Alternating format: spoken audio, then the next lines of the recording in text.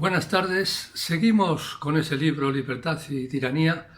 y seguimos también con el año 1929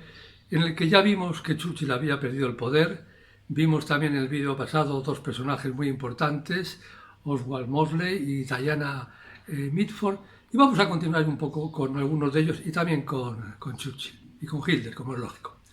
Bien, pues comentábamos que hacia la primavera de ese año Churchill perdió el poder y se dedicó a lo que se dedicaba cuando pedía el poder, a escribir, pero también se dedicó a algo que no hemos comentado y es bastante importante, es a viajar. Los viajes, fundamentalmente los viajes a América, le resolvían muchos problemas psicológicos y también no de tipo psicológicos, económicos. Entonces, Churchill decidió hacer un largo viaje por América del Norte y embarcó en compañía de su hijo, de su hermano y un sobrino. Embarcó a tener una gran gira por Canadá y por Estados Unidos, entre otras cosas porque, como digo, le iba muy bien psicológicamente y además le iba muy bien económicamente porque tenía concertadas un conjunto de entrevistas, de conferencias y de discursos que le iban a proporcionar mucho dinero y eso siempre le alegraba mucho. Pues bien, se embarcó hacia Quebec y cuando llegó a Quebec, un magnate de la industria del acero que había construido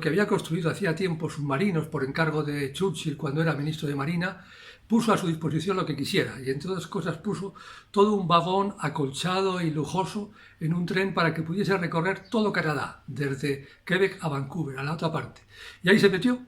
con sus acompañantes, con lo que se iba, y fue yendo por todo Canadá, y mientras iba en el tren iba escribiendo parte de ese libro que se había propuesto escribir, Las Memorias del Duque de Marlborough, y también iba escribiendo artículos donde ponía de manifiesto la tristeza por la baja categoría que tenía en esos momentos la clase política y añorando, con grandes palabras, la grandeza de los políticos victorianos. Quizá fuera una expresión del estado de ánimo en que se encontraba, pero estaba muy pesaroso de que la política había bajado de categoría.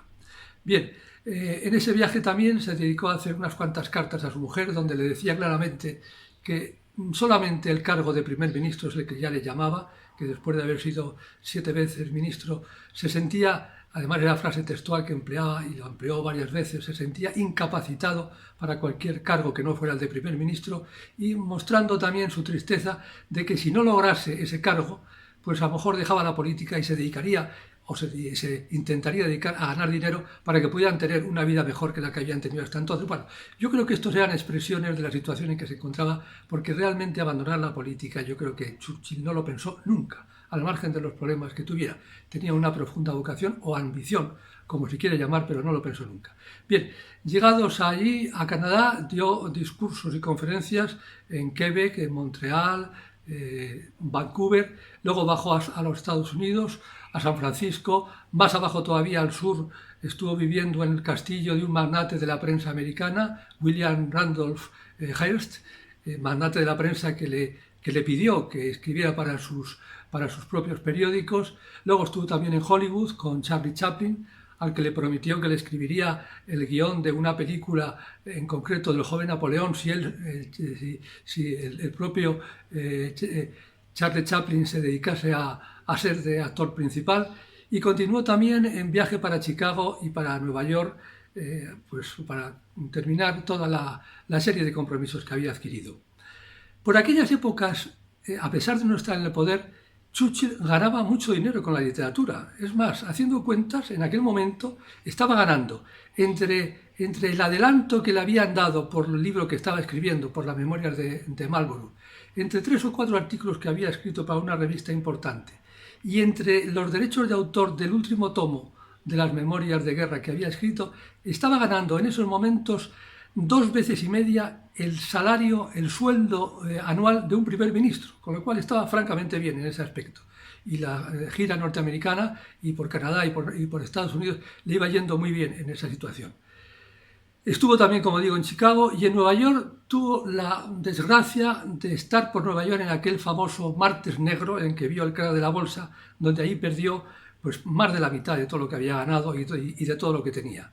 Y con esa situación volvió otra vez triste y deprimido a Inglaterra, y ahí al volver pues tuvo que, como lo hemos comentado ya en algún otro vídeo, tuvo que recortar el ritmo de vida que llevaba y en concreto cerrar prácticamente su mansión de Chartwell por el lujo y el conjunto de servicio que requería, y dejó solamente abierto su estudio pequeñito para poder trabajar, pero tenía que reajustarse la vida y se la reajustó. Bueno, pues este es el Churchill que terminaba el año, las Navidades de 1929. Quiero también comentar algo sobre un personaje en el que me explayé muy poquito el día anterior, en el vídeo anterior, pero que me parece sumamente interesante, que es el de esa mujer, esa guapa mujer, Diana Mitford. Comentábamos en el vídeo pasado que se casó con un hijo joven de un magnate de una de las grandes fortunas de Inglaterra, Brian Guinness, y llevaba una vida realmente de película, pero de película por todo lo alto. Es decir, una vida sin ningún tipo de limitación, los dos con mucho dinero, sin ningún límite para sus gastos, para sus lujos, para su vida bohemia en el sentido amplio de la palabra, y pasaron todo ese año y quedó embarazada y tenía un embarazo francamente malo, que le obligó a reposar y a hacer mucha cama. Y entonces se marcharon a París, a una casa que tenían en París, a reposar en París. Aquel París de Matisse y de Picasso, donde la vida artística y la vida intelectual se entrecruzaba en los cafés, ese París lleno de embrujo para ellos y para todo el mundo, vieron cómo tenía que hacer ese reposo de forma permanente.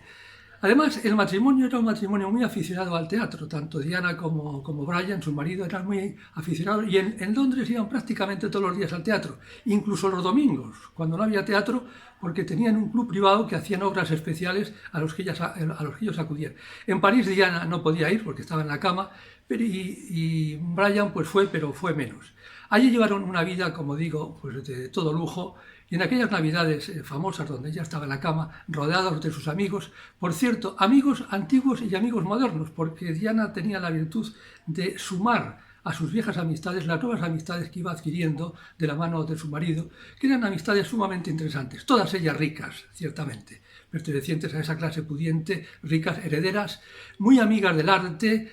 a gente que presumía de tener muchas obras del arte moderno, del modernismo, del surrealismo, del dadaísmo, pero era gente más bien superficial en ese aspecto, pero con mucho dinero y que querían gozar de ese tipo de vida. Y también estuvo muy próximo a ella un amigo muy fuerte que tuvo, que era un escritor,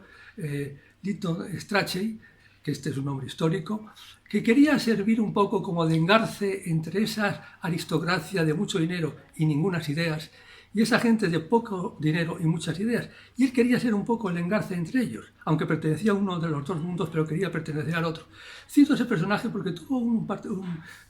papel muy particular en la vida de Diana, ya lo veremos en días futuros, y además refleja muy bien esa psicología de la gente que quería estar en todo, en la aristocracia porque lo que era y también en la cultura y en la vida intelectual porque lo deseaba o porque tenía envidia.